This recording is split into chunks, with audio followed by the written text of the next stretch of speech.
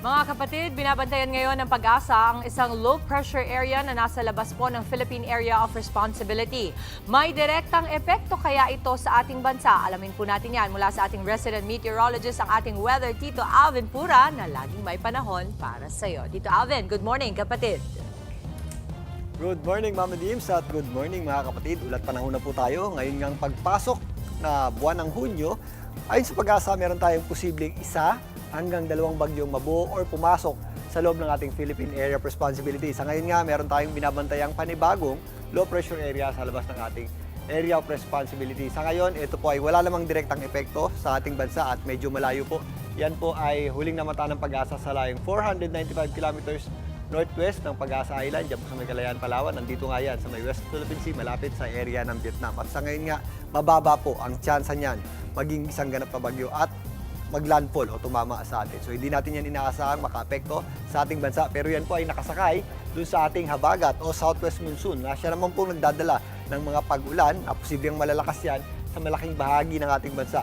Lalong-lalo na po sa kanluran nito, including Metro Manila. Dito po sa area ng Mindanao, maliwalas naman po ang ating panahon dyan. Magpapatuloy po yung mapanganib at mainit na panahon at mapanganib na heat index dyan. Pero pagsapit po ng hapon, posible po tayong makaranas ng mga afternoon showers at thunderstorms. So doble ingat pa rin po tayo dyan mga kapatid.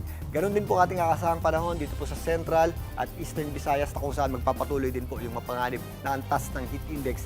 Kasama na po dyan ang area ng Cebu at area po ng Tacloban. Dito naman sa Western Visayas, mas mataas ng bahagya yung ating tsansa ng pagulan dahil sa epekto ng habagat, including dito po sa Isla ng Panay at sa Negros. Pero mas marami po tayong natatanggap na pagulan dito po sa area ng Palawan dahil po sa epekto ng ating habagat o southwest monsoon.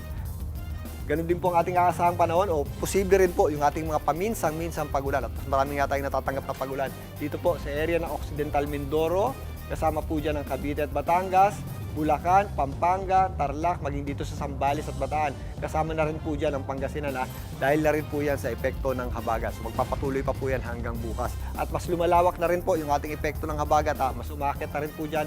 Posible na rin po yung ating mga kalat-kalat na pagulan at mga thunderstorms dito po sa Ilocos Region, sa mga kabundukan ng Cordillera, kasama po dyan ang Baguio City at Cagayan Valley. Ang natitirang bahagi ng Central Luzon, mataas din po yung ating tsansa ng pag-ulan at posible rin po yung ating mga kalat-kalat na pag-ulan.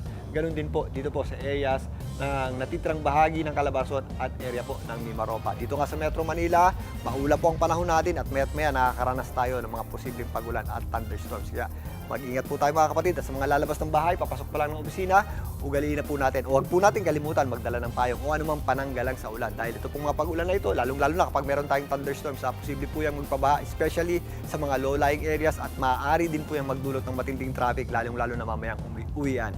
Kaya maghanda po tayo dyan mga kapatid. Bago na po, ang ating araw po ay sumikat kaninang 5:26 ng umaga at muli po yung lulubog mamayang 6:23 ng gabi. At yan muna latest sa ating lagi ng panahon. Muli ako po ang inyong weather, Tito Alvin. Laging may panahon para sa iyo.